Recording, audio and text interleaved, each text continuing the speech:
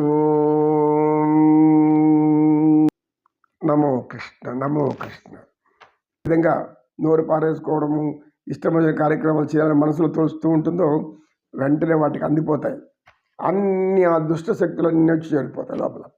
ఎప్పుడైతే వాడు ఆ దుష్ట శక్తులన్నీ చేరుతాయో వాళ్ళు ఇంకా విపరీతమైన దూరంలో వెళ్ళిపోతారు. ఎందుకు? చేతుల అధికారం ఉంటుంది. దానికి తోడు రాజు నికృష్ట బలంతో తెలుసు, అంటే మీ వ్యతిరేక ఆలోచనలో ఉండడం తెలుసు. ఇతన్ని పట్టుకున్నామంటే మన పండగ జరిగిపోతుంది. దుర్యోధనుని శకుని ఏ విధంగా పట్టుకున్నాడు అట్లా. దుర్యోధనుడు సర్వనాశానికి ఎవరు కారణమైనారు? శకుని కారణమైనాడు. ఆ తర్వాత కర్ణుడు కారణమైనాడు. ఆ తర్వాత దుశ్శాసనుడు కారణమైనాడు. కొందరి కారణం ఇంకా కొంచెం శక్తిని పెంచుతుంది వాళ్ళకి. ఒక వ్యక్తి నీచపు కార్యక్రమం చేయాలనుకుంటే అనేక సహకరిస్తాయి. ఎందుకు? నువ్వు చెయ్యి, ఎందుకు చేస్తే ఏమవుతుంది? నువ్వు నాశనం అయిపోతావు. అది తెలియదు. మనం సర్వనాశనం అయిపోతాం, మనం గుణం కోల్పోతాం, మనలో ఉండేటువంటి గుణాలన్నీ వెళ్ళిపోయి మనం అతి నీచులుగా చిత్రించబడతాం చరిత్రలో అంటే తెలియదు వాళ్ళకి. ఇప్పుడు ఆ కథ అట్ట అయిపోయింది మనకు. ఎందుకంటే నికృష్ట బలం అంటే మీకు అర్థమైంది. ఇప్పుడు ఉత్కృష్ట బలం అంటే ఏంటో చెప్తాం. ఉత్కృష్ట బలం అంటే మీరు హింసించబడుతున్నారు, బాధించబడుతున్నారు. మీరు చేస్తున్న తప్పులేమి? ఎవరైతే మిమ్మల్ని హింసిస్తున్నారో, ఎవరైతే మిమ్మల్ని పీడించాలని ప్రయత్నిస్తున్నారో వాళ్ళను వ్యతిరేకిస్తూ వ్యతిరేక ధోరణిలో మీరు కూడా నోరు పారేసుకుంటున్నారు. మీరు కూడా అనేక మాటలు అంటున్నారు. మీరు కూడా వ్యతిరేకంగా మాట్లాడుతున్నారు. గాంధీ మహాత్మా చేయలేదు. బ్రిటిష్ వాళ్ళు ఎన్ని రకాలుగా ఆయన్ని ప్రయోగించిన, జైల్లో వేసినా, చెసాల్లో వేసినా, ఆయన్ని లాఠీలతో కొట్టినా, కర్రలతో కొట్టినా, తుపాకీ పేలుస్తామన్నా మీ ఇష్టం వచ్చినట్లు చేసుకోండి, చిరునవ్వుతో ఓడిపోయాడు. ఇటువంటి గుణం కలిగిన వాళ్ళు ఉత్కృష్ట బలవంతులు. మనలో ఎప్పుడైతే చర్యకు ప్రతిగా చేయాలనిపిస్తుందో అప్పుడు ఎదుటి వాళ్ళకి మనకు తేడా లేకుండా పోతుంది. అంటే వాళ్ళు దుర్మార్గులు అయినప్పుడు మనం కూడా దుర్మార్గులు అయితే మనకు వాళ్ళకి తేడా ఏముంది? కనుక ఎప్పుడైతే నికృష్ట బలం ప్రదర్శిస్తుంటారో ఎవరైనా సరే, ఉత్కృష్ట బలం కలగాలంటే మనం ఏం చేయాలి? దైవం మనకు సహాయం చేస్తాడు. దైవం సహాయం చేయాలంటే ఉత్కృష్ట బలమే మనకు అవసరం. ఈ ఉత్కృష్ట బలం అనేది మనలో వచ్చే ఆవేశాన్ని చల్లార్చేవాలి. నిప్పులాగా పెరిగి ఆవేశం చల్లార్చుకోవాలి. నెమ్మదిగా చిరునవ్వుతూ ఉండాలి. అంటే అంత సహనం కావాలి. ఎంత సహనం, ఎంత మీలో ఉద్రేకము, కోపము, ఆవేశం పెరిగి ఏమన్నా చేసేస్తామో అనే పరిస్థితి ఏర్పడినా కూడా ఇది పద్ధతి కాదు. ఎందుకు? ఉత్కృష్ట బలం అది పద్ధతి కాదు.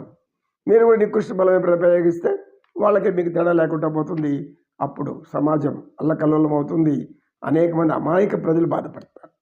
అమాయక ప్రజలు తమ ప్రాణాలను పోగొట్టుకోవడము, లేక వాళ్ళు కష్టాల పాల్పడము, ఏమీ లేకుండా పోవడము, ఈ పాప కర్మలు అందరికీ వస్తాయి, అందరికీ అంటుకుంటాయి కూడా. కనుక ఎప్పుడైతే మీరు వచ్చి బాధలు చెప్పుకుంటున్నారో నాకు, ఆ బాధల్లో మీరు ఇక మీద ఉత్కృష్ట బలం ప్రయోగించాలి. అంటే ఏమి?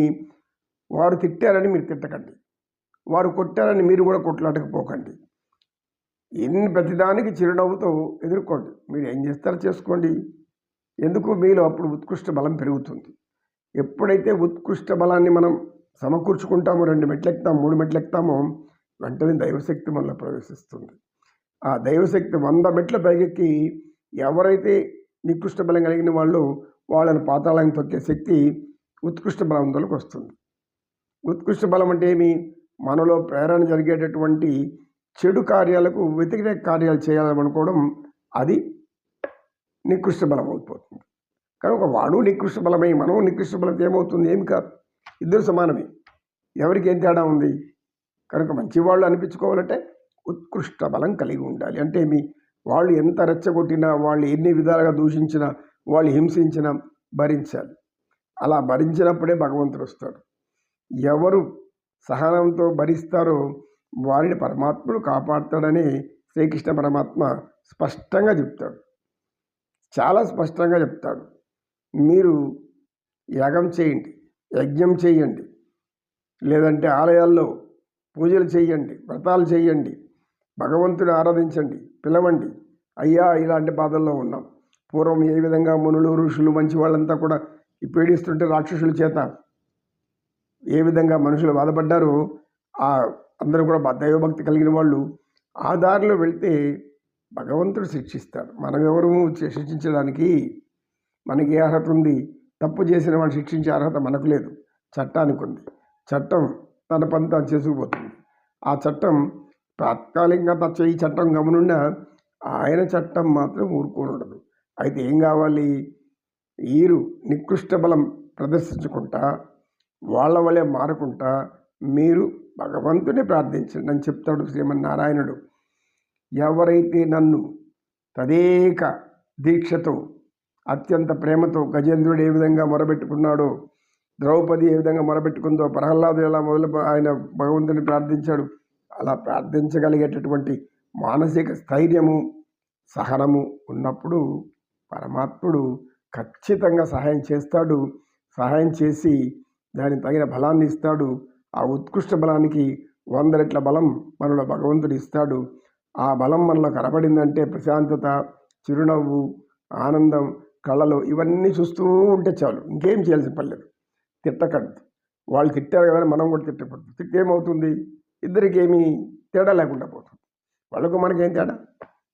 కనుక అటువంటి సహనాన్ని మనం కానీ చూపెట్టి భగవంతుని ప్రార్థిస్తే ఖచ్చితంగా ఆయన అవతార పురుషుడు వస్తాడు. కలియుగం వైకుంఠంలో ఉన్నటువంటి శ్రీమన్నారాయణుడు దూషణ భూషణ తిరస్కారాలు చేసేవాళ్ళని ఎవరిని కూడా, అహం ఆవేశాలతో మాట్లాడే వాళ్ళని ఎవరిని కూడా క్షమించే ప్రశ్నే ఉండదు. కాలగర్భంలో ఇలాంటి వాళ్ళు ఎంతోమంది కలిసిపోయారు. చిరస్థాయిగా 1000 ఏళ్ళు 10,000 ఏళ్ళు ఇక్కడ జీవిస్తామనుకొని ఎవడైతే నోటుకొచ్చినట్టు మాట్లాడుతుంటారో వాళ్ళు భగవంతుడికి దగ్గర కాలేరు. వాళ్ళకి భగవంతుడి విద్య శిక్ష కూడా వేరే ఉంటుంది. కనుక మీరు కూడా అలా మారకండి అని ఆ వచ్చిన వాళ్ళకి యోగి చెప్పాడు. యోగి ఏం చెప్పాడంటే ఉత్కృష్ట బలం కలిగి ఉండండి. అంటే మీకు ఆవేశం వచ్చినప్పుడు ఆవేశం అణుచుకోండి, చిరువుని నవ్వండి. వాళ్ళు ఉన్న కొట్టను ధ్వంసం నేను వస్తున్నారా నమస్కారం పెట్టండి, కొట్టేసిపోండి, మీరు ఏమేం చేస్తారో చేసుకోకపోండి. ఏమవుతుంది? సనాతన ధర్మం, ఆ ధర్మ జ్ఞానాన్ని ఆచరించండి. భగవంతుని ప్రార్థించడమే మన జ్ఞానం. ఉత్కృష్ట బలం అనేవాళ్ళు ఏం చేస్తారంటే భగవంతుడి ఆలయాల్లో వెళ్ళి అక్కడ ప్రార్థన చేస్తారు. ఎందుకు? అయ్యా మమ్మల్ని కాపాడు అని, ఇంకేమన్నా కదా. వాళ్ళని చంపు, వాడిని దుర్మార్గ నాశనం చెయ్యి అని కోరకూడదు. మమ్మల్ని కాపాడు, ఈ యొక్క భయంకరమైన పరిస్థితుల నుండి కాపాడు అని కానీ అంటే పరమాత్మునికి వెళ్తుంది. 1,000,000 గొంతులు ఒక్కసారి గోవింద అంటే చాలు ఆయన వచ్చేస్తాడు. ఎలా వస్తాడో, నరసింహస్వామి ఎలా వచ్చాడో అలా వచ్చేస్తాడు. కనుక మీరు చెప్పిన దాంట్లో ఈ ఉత్కృష్ట బలము నికృష్ట బలము ఈ 2 తేడాలు తెలుసుకుంటే ఒకరు దుర్మార్గులైనప్పుడు రెండో వారు మంచివాళ్ళు అవ్వాలి, సన్మార్గులు అవ్వాలి. ఏం జరిగితే అది జరుగుతుందని చిరునవ్వుతో అన్ని భరిస్తే అంతటి సహనం వాళ్ళను సర్వనాశనం చేసేటటువంటి శక్తిని ఇస్తుంది. లేదు మనం కూడా ఎదురు తిరిగామంటే మనలో కూడా నికృష్ట బలం ఉన్నట్లే, భగవంతుడికి వ్యతిరేకంగా మారిపోయినట్లే. భగవంతుడు రాడు. చట్టాన్ని మన చేతిలో తీసుకుంటే భగవంతుడు రాడు. భగవంతుడి చట్టాన్ని భగవంతునికి విడిచిపెట్టాలి. ఆయన శాసనం చేశాడు, ఆయన చట్టం చేశాడు శ్రీమన్నారాయణుడు వైకుంఠవాసుడు. ఆ చట్టానికి మనం కట్టుబడి ఉండాలి. ఏంటి ఆ చట్టం? దుర్మార్గులు ప్రబలుతున్నప్పుడు మౌనంగా ఉండండి, ప్రశాంతంగా ఉండండి, వ్యతిరేకంగా ఏ పనులు చేయకండి. వ్యతిరేకంగా ఏ పనులు చేయకుండా ఉంటే దానికి మించిన శక్తి ఇంకొకటి లేదు. అది 100 రెట్లు వేగంతో 100 రామబాణాలుగా మారి వెళ్ళి గుండెల్లో గుచ్చుకుంటూ ఉంటుంది. మీ చిరునవ్వు మాత్రమే, ప్రసన్న వదనం మాత్రమే, ఆనందమైన చూపులు మాత్రమే. ఇలా మారగలిగితే సమాజం మారిపోతుంది. వ్యక్తి మార్పే విశ్వ మార్పు. నమో కృష్ణ నమో కృష్ణ అని యోగి చెప్పి మీరు ఇలా మారగలిగితే మీరు మార్చుకోగలరు. మీరు మారకుంటే వాళ్ళకి మీకు తేడా లేకుండా పోతే ఎవరు ఏం చేయలేరు దానికి. ఎందుకంటే దొంది అనే కథ వెళ్ళిపోతుంది. ఇక భగవంతుడు ఏమనుకుంటాడు? సరే వాళ్ళకి వాళ్ళు ఉన్నారు కూడా మనకెందుకు లేని గమ్మున ఉంటాడు ఆయన. కనుక భగవంతుని ప్రార్థించండి. పరమేశ్వరుడిని మనసులో పెట్టుకొని ఆలయాల్లో కూర్చొని అర్చనలు చేయండి, ఆరాధనలు చేయండి, దీపాలు వెలిగించండి, 1,00,000 దీపాలు వెలిగించండి, గొంతెత్తి పిలవండి. లోపల ఉన్న ఆవేదన అతనికి నివేదించినప్పుడు ఖచ్చితంగా పరమాత్ముడు వస్తాడు, చక్రాయుధుడు వస్తాడు, అన్ని పనులు చేస్తాడు. నమో కృష్ణ నమో కృష్ణ. కృష్ణం వందే జగద్గురు.